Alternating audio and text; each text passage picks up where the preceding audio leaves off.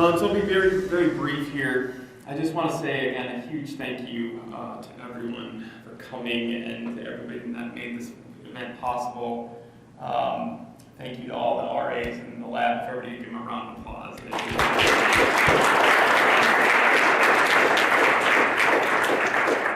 You know, the fun of academia is, of course, here sharing interesting ideas of how the universe works in an open and challenging way. And since I will be on sabbatical next semester, I may be in contact with you all soon to maybe do like an edited book or something fun like that. So look for my emails. So what should we conclude here over the last 2 days? I'm going to actually start off with a little quick story. Maybe there's some institutional history that's relevant here. So Hamline University is named after Bishop Leonidas Lent Hamline, who donated $25,000 back in 1854 to build an institution of higher learning in what was then the territory of Minnesota. Our mascot and nickname, however, are inspired by the Middle Ages legend of the Pied Piper from the town of Hamline, Germany. In this kind of creepy story, the piper, who has led away all the rats of the town with his magic pipe, many people viewed the piper as a hero because he staved off the plague, apparently, gets cheated by the townspeople. And to punish them, he lures away the children of the town with his magical music,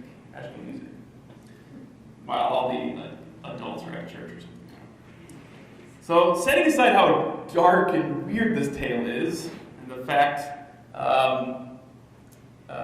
that there is some evidence that something like this actually happened in 1284, it's hard not to see the not-so-subtle connection to education of children and younger adults. The issue here is that there's a lot of noise and a lot of Pied Pipers out there for people to be lured by. This tale has never been very clear about what happened to the children. Some versions have the piper taking them to this beautiful land or Transylvania. I don't know if that's beautiful or not. Maybe the Europeans can tell me. But some versions are more menacing. Some have the piper drowning the children in the river, as were the rats. And maybe there's some truth to this uncertainty. Spinoza is right, and people are credulous not to just the correct knowledge we as educators want to impart to them, but also to incorrect information that they might be trying to take advantage of them, either financially or politically. Will we in our new propaganda age end up in a beautiful land of truth and enlightenment, or drowning in a fast-moving river of misinformation? I think it's too early to say. But I'd like to end with a couple thoughts about our philosopher. Every time I return to the ethics, I find more and more in his philosophy that anticipates modern scientific discoveries. His view of the passions influencing judgment presaged Damasio's work. We talked about cognitive dissonance. Dr. Steinberg talked about presaging cognitive dissonance a little bit. Even his somewhat vague statements on immortality could be viewed to presage Einstein's view of space-time. Indeed, there are new riches at every reading. Whether or not he is correct in his belief model, we owe much to our advances in science and the modern world of thought. I'll end with some fitting words from Durant regarding this humble heretic. One may say of Spinoza what he said of wisdom.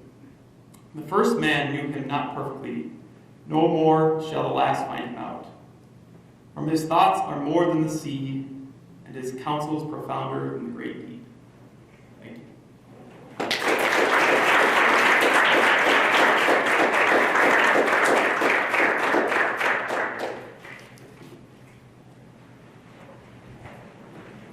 Oh, also, we're having the last word in the Symposium, but damn it, there is one more thing we need to do. And those of you, particularly those of you from out of town, know that this guy worked tirelessly for a year to organize this remarkable, first of its kind, one of a kind symposium. He brought all of us here.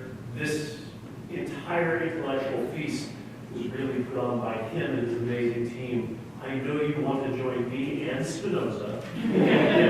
Great round of